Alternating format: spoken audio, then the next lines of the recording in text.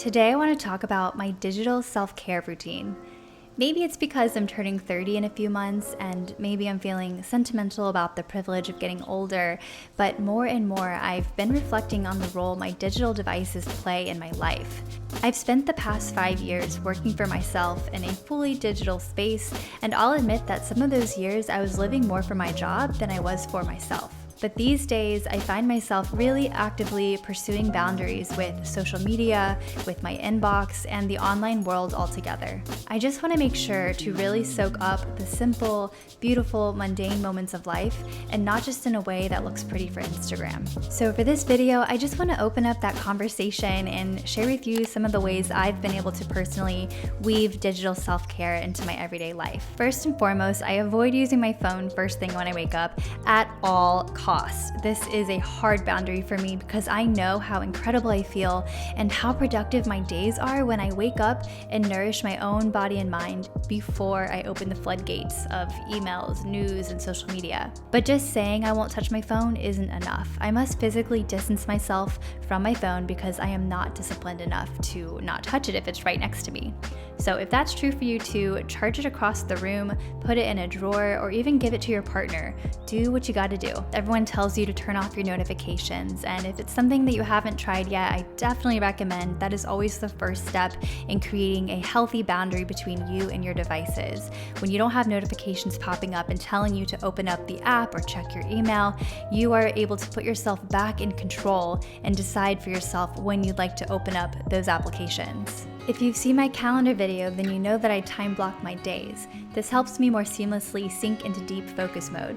As a content creator, I stack on my posting time with my scrolling time. So, for example, when I go to post on Instagram for the day, I give myself 10 to 15 minutes to answer your DMs, comments, catch up on my friends' pages, and support their work. And rather than treating social media like an all-you-can-eat buffet, I do what I can to try and limit that knee-jerk reaction by stacking my scrolling time onto a specific task I'm intentionally going on to do. When your phone is out of sight, it's truly out of mind, and there's so many times where I actually forget where my phone is, which to me is a good problem to have, especially when my phone has felt like an extension of my arm for so many years. After a while, it gets exhausting. I had to ask myself, what am I so worried I'll miss if I don't refresh my email every 5 minutes? What would it feel like to release myself from that worry? As I'm nearing 30, I'm more worried about missing real life moments with the people I love than I am about catering to hustle culture and its expectations of me. One of the simplest shifts I started making to practice digital self-care is leaving my phone upstairs in my office when I go down for lunch and coffee breaks. Instead of trying to occupy my mind with a device, I give my eyes and brain a break, and it's been so impactful. It's easy to let your mind ruminate about work through these breaks, but we all deserve that downtime to let our minds rest. We need that. I love making a pour-over coffee. It feels like a moving meditation for me, and it's just so relaxing. Whether it's a 1-hour lunch break or a 10-minute coffee break, I've never regretted leaving my phone at my desk. You know how it goes. You say you'll just check one thing, and then you end up down a rabbit hole anticipating what you need to do when you get back from your break, instead of just fully sinking into that moment of rest. I love using this time to read a chapter on my Kindle, and if I have a longer break, I'll catch up on a Korean drama, or sometimes I'll just simply sit and enjoy the silence. If you don't think you're able to take breaks, I encourage you to ask yourself why. What do you need in order to believe you're worthy of rest? In an effort to eliminate unnecessary distractions, I also delete apps on my phone that can be easily accessed on desktop. This includes apps like Facebook and Facebook Messenger. It's just 1 or 2 less things for me to mindlessly check in on.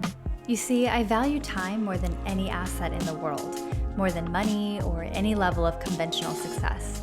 Time keeps on moving whether we like it or not, and I'm just out here doing what I can to help you live your most intentional life while I do the same.